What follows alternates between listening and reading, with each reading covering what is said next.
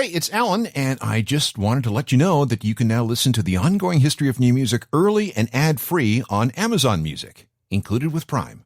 In 1938, a 23-year-old graphic designer named Alex Steinweiss was hired as the first ever art director for Columbia Records in New York.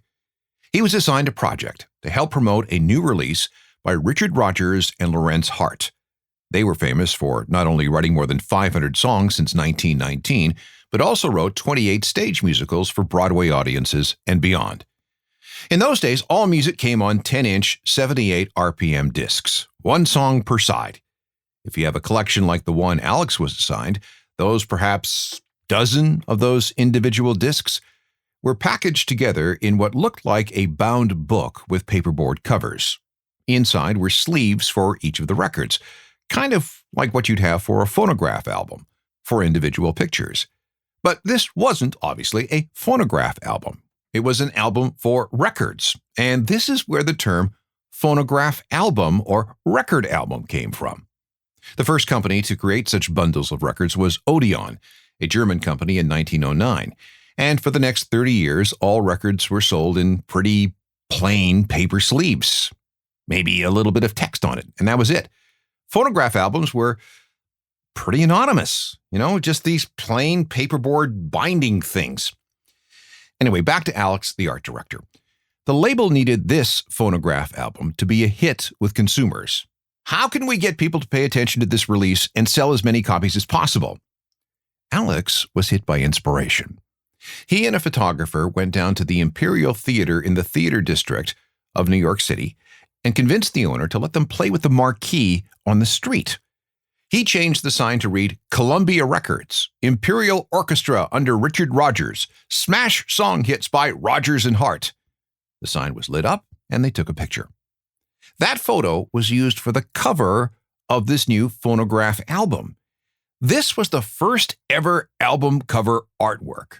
And because it helped the album sell extremely well, other labels started adorning their albums and even individual records with photos and other art. A whole new industry was created. And not that long ago, there were design studios around the world dedicated to creating album artwork. The profession took a hit when the 12x12 palette of the album shrunk down to the 6x6 or 5x5 space of a CD. And then it even took more hits as we moved to digital files and streaming. But now that vinyl is back, so is the interest in album artwork.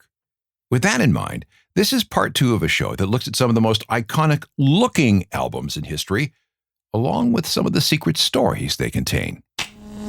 This is the Ongoing History of New Music podcast with Alan Cross. Hi again, I'm Alan Cross, and this is the second half at a look at stories behind some of the most iconic album covers of all time. In part 1, we looked at the Ramones, the Sex Pistols, Depeche Mode, the Red Hot Chili Peppers, the Beastie Boys, Alice in Chains, Nirvana, Pearl Jam, and Smashing Pumpkins, all in chronological order, and we ended up in 1993. Now we're going to pick things up in 1994. And the first album I want to talk about is the debut from Oasis, Definitely Maybe. There is a lot happening here. Stay with me and try and visualize what this album looks like. Artwork was important to Oasis from the very beginning. And frankly, I could do 2 or 3 shows just deconstructing the artwork that we see on every Oasis album and every Oasis single. Maybe we'll do that sometime in the future. But right now, let's concentrate on that carefully composed photo on the front of the first album.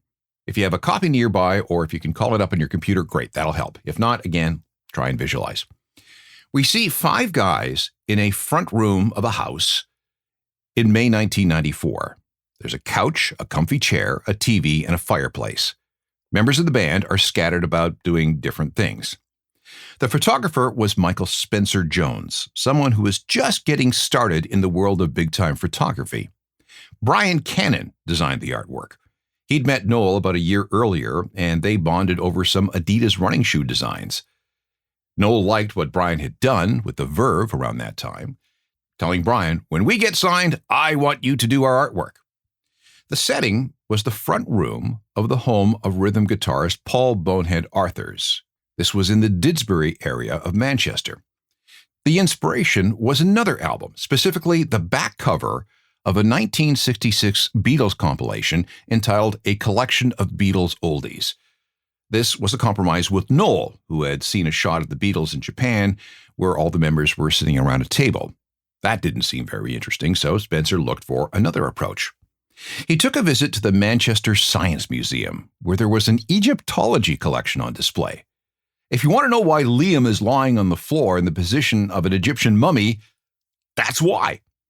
Another reason was that Bonehead had just stripped the floors of its old finish, and they were looking pretty rough, so Liam helped cover all that up. The decision was made to shoot from the back of Bonehead's living room towards the bay window on the street. The room is a lot smaller than it appears. It's very narrow. Spencer had to use a wide-angle lens to get everybody in the shot. At first, there were cans of empty Red Stripe beer all over the place. Well, that wouldn't do, so they were replaced by glasses of wine, except that what we see is not wine. It's a British soft drink called Ribena that was diluted just enough to look like red wine, because if you photograph real wine, it tends to look black in the photographs. Spencer asked everyone to bring personal objects with them, things that meant something to them. The pink flamingo belongs to Bonehead. That's his guitar, an Epiphone Riviera, propped up against the wall. There's also a pack of Benson and Hedges cigarettes. Liam, Noel, and Giggsy, the bass player, were all massive Manchester City fans, so they put a portrait of Rodney Marsh, a big star for the team in the early 1970s, above the fireplace. But Marsh isn't the only footballer in the photo. Look at the window and you'll see a picture of George Best, the famous Manchester United player. He was Bonehead's favorite. Towards the front on the left side is a picture of American songwriter Burt Bacharach. Noel loved Bacharach, so that was his contribution. On the other side, the TV is playing The Good, the Bad, and the Ugly, a 1966 spaghetti western starring Clint Eastwood, although we see co-stars Eli Wallach and Antonio Casal in the shot. That's Noel's favorite movie. The mirror that we see came from Brian Cannon's apartment, and that blurry spinning thing is a blow-up globe. Mark Coyle, the sound guy for Oasis, and a roadie named Phil Smith found it and brought it along to signal that the band was bound for world domination. If you want to get really technical, Cannon drew inspiration from a 15th century painting by Jan van Eyck called the Arnolfini portrait because of its use of visual metaphors. And notice the lettering of Definitely Maybe on the cover. That's not a special font or anything. That's Brian Cannon's actual handwriting.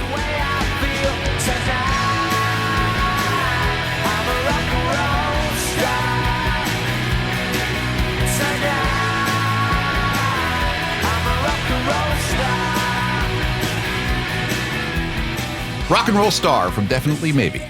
Brian Cannon would go on to design Oasis artwork for the next 4 years.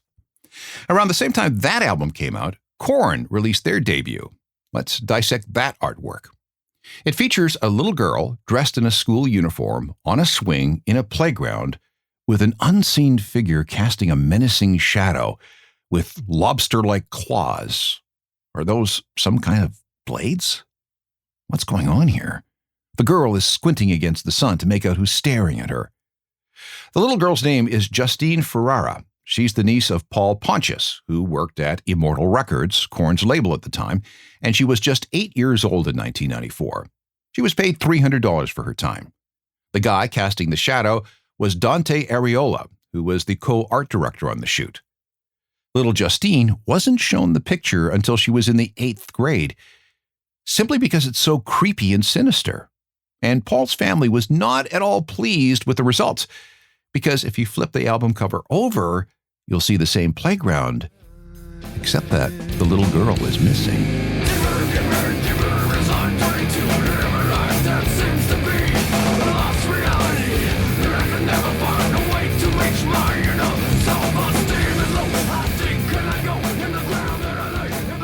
From that Korn album, let's move on to something a little more wholesome. The first and second records from the Cranberries, along with the 2017 Live Unplugged album.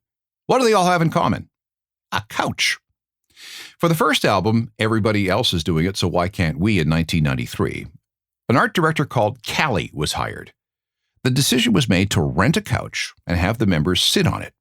They settled on a shot by photographer Andy Earle that featured 3 members on the couch and 1 on the floor in front.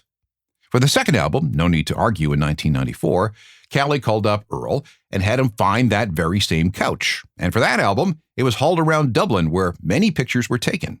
The cover shot was done in a studio in a white room, specially constructed to get a stark look. Everyone is in suits because Blur had just recently posed for a photo the same way. Meanwhile, the other shots were used for covers of singles from the album. The couch disappeared from the Cranberries' world until 2017 when it appeared on the cover of the Unplugged album. Where it had been in the intervening years? No one really knows, although it did appear in the video for the Supergrass song All Right in 1996.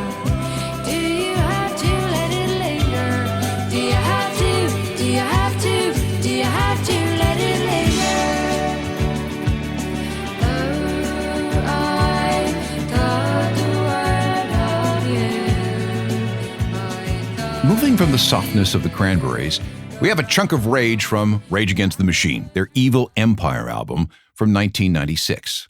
First, the title. It comes from a Ronald Reagan speech where he called the Soviet Union just that, the Evil Empire. But given Rage's politics, they meant for it to apply to the United States.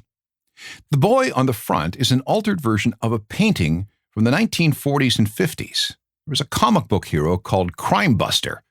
The original had a C on the boy's chest, but that was changed to an E for the album. The original was also captioned with Crime Buster, but that was turned into Evil Empire. Is that boy real? Yes. His name is Ari Mezel, who would later become an author and businessman. He was 11 years old when that painting was completed by artist Mel Ramos, who went on to fame in the art world. Some of his work sold for well over $1 million. Ari's father was a friend of Ramos because he was an art dealer. The painting was a birthday present. Later, Rage found it in a book of Ramos's work. And what does Rage think about the expression on the boy's face?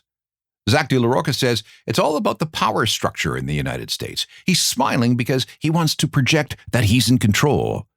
But if you look deeper, you'll see that he's actually very, very afraid. Rally round the family with a pocket full of shells. We rally round the family with a pocket full of shells. There are 4 album covers explained, but there's plenty more to come. Stand by. The next album artwork we're going to look at can be found on Godsmack's 1998 self-titled album. It features a woman with red hair, wild eyebrows, and piercings looking over her left shoulder. Her name is Toni Tiller. In 1994, she did a few shots with a photographer in Brooklyn just for the fun of it. She was deeply involved in the club scene at the time and loved the fashion drama of it all. Some of those shots appeared in the photographer's book. When Godsmack was looking for art for their second album, they had discussions with this guy, and that's when they saw Toni's picture. That's it, they said.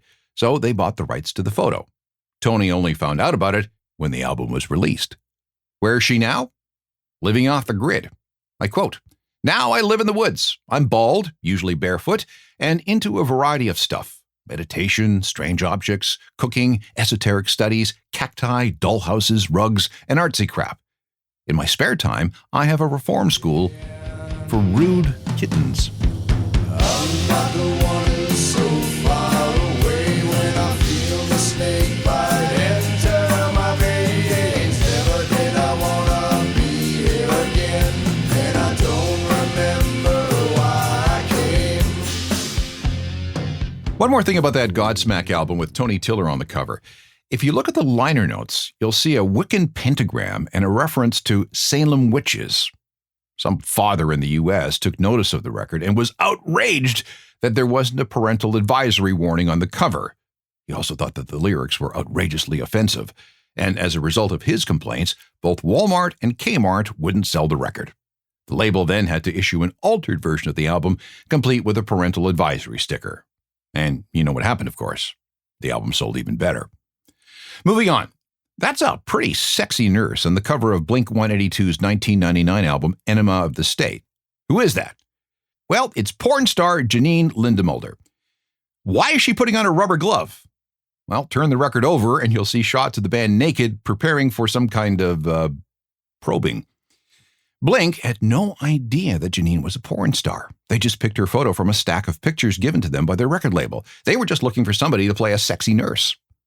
The photographer was Dave Goldman, who oversaw the shoot on March 12, 1999. He was completely oblivious, not just about Janine, but he had no idea who Blink was either. When it was all over, the result was one of the most iconic album covers ever. Let's start with the glove. The album was originally going to be called Turn Your Head and Cough, but Goldman suddenly came up with the idea of a glove because he thought that the visual and its implications was pretty funny. The band agreed, and long story short, it also inspired them to change the title of the album to Enema of the State, even though gloves are not traditionally used in enemas, I think. Anyway, there are actually 4 different versions of the cover. Number 1 had a red cross on Janine's hat and a capital B from the band's logo. But then the band said, that's wrong. Our logo has a lowercase b, so it was changed. But then the American Red Cross complained. They said that the red cross on Janine's hat infringed on their logo. So that cover was replaced by a 3rd version where she's wearing a plain white nurse's hat. Then there's the obscure 4th version, which was released only in Malaysia. Janine's cleavage was edited out, and the semi-nude shot of the band on the back cover was edited too.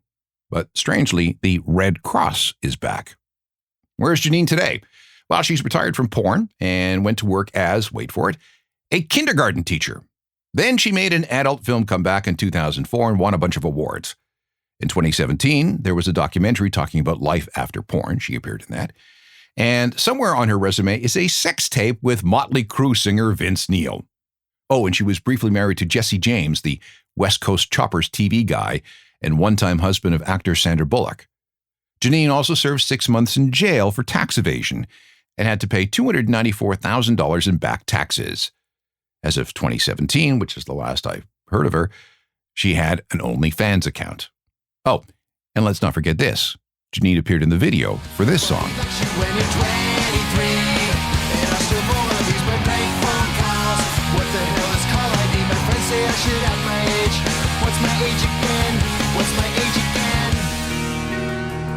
Record collectors will often look for an album that has different covers in different countries. This is the case with the debut album, Is This It? From The Strokes in 2001. If you bought the record in North America, we see something very scientific. This is a psyche sort of photograph that's actually subatomic particles in a bubble chamber used in physics. It's been used in other places too, including on Prince's 1990 graffiti bridge and on the cover of a book called The Scientist as Rebel by theoretical physicist Freeman Dyson. But everywhere else, we see a sexy shot of a woman's naked rear and hip, with her wearing a black glove. That shot was taken by Colin Lane of his girlfriend. He snapped it spontaneously as she stepped out of the shower. There were some props left around from a previous shoot, including that Chanel glove. He took 10 Polaroid photos, and that was that. So why was the cover changed for North America? Was it because of some censorship controversy? No, there in fact was none of that anywhere. When the band stumbled on the bubble chamber picture, they just thought it was a lot cooler, and they wanted it to be the cover of the album for the world. But by the time singer Julian Casablancas called the label, it was too late for the first edition of the album because the covers had already been pressed. Anyone who bought it in July and August 2001 got the sexy shot. After that, you could only get the bubble chamber shot. And if you were annoyed by Is This It not being grammatically correct, where's the question mark? That's a stylistic decision. According to the art director, it just didn't look right. Oh, and who is the woman in that photo? No idea. Colin Lane has never revealed her name, although we do know that they're no longer together.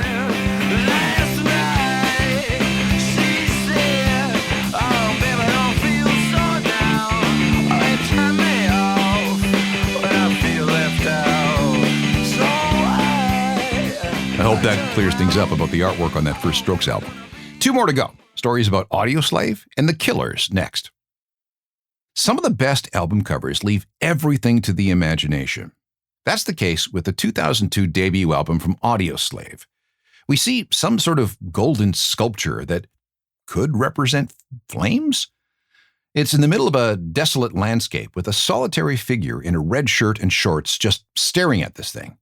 So what's going on here? No idea. And that's the point. The cover was designed by Storm Thorgerson, probably the most famous album art creator of all time. Together with his partner, Aubrey Powell, he created some of the most iconic album covers of all time. That includes Pink Floyd, Black Sabbath, Led Zeppelin, AC/DC, The Police, Genesis, Peter Gabriel, ELO, Paul McCartney and Wings, and dozens more. So, yeah, Dark Side of the Moon, Wish You Were Here, and Animals all are his creations. The Led Zeppelin logo, along with the album's Presence and In Through the Outdoor, came from Thorgerson.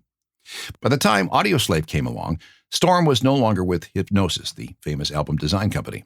And here's how he describes the cover of that first Audioslave album. The music of Audioslave struck us as brooding and sultry, carrying a sense of threat, as if about to burst asunder or erupt in fury, much like a volcano. We knew, therefore, the setting against which something or some act would either appear or take place. The flame is the eternal flame, or the flame of remembrance, embodying the memory of two previous incarnations, namely Soundgarden and Rage Against the Machine. It is a large sculpture of metal, like a sounding brass, which pilgrims or slaves of sound, Audioslave, were duty-bound to visit and pay homage with their beater. The location is the volcanic island of Lanzarote, a truly remarkable place. It's one of the Canary Islands.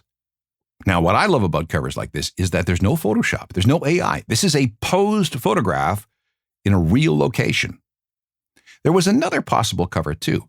The clothed figure was nearly replaced by a naked man shot from behind, but, America being America, the decision was made not to show any nudity.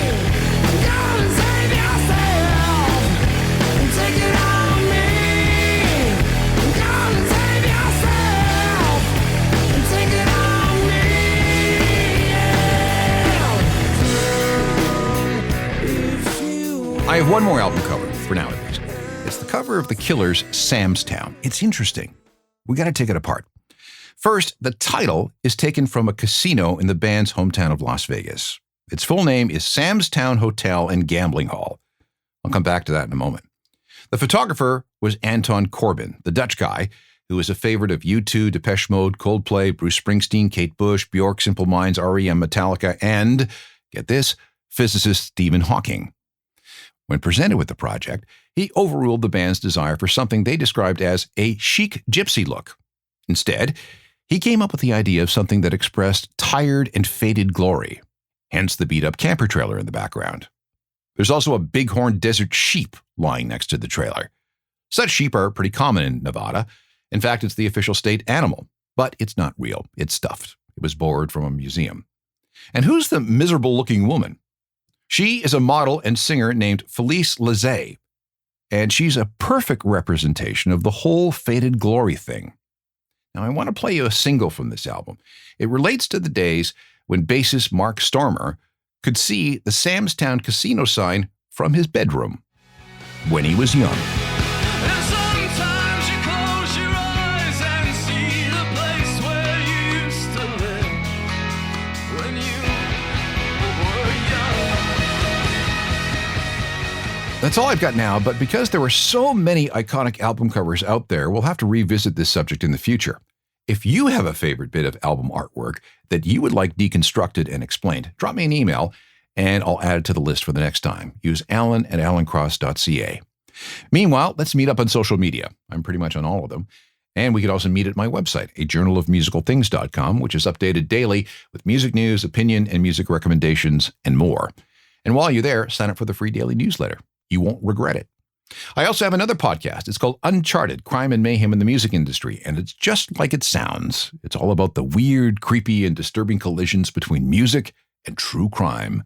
There are dozens of episodes available everywhere you get your podcasts. Same thing for the hundreds of past ongoing history episodes. They're all available for free. Technical production for all this is by Rob Johnston. We'll talk to you next time. I'm Alan Cross.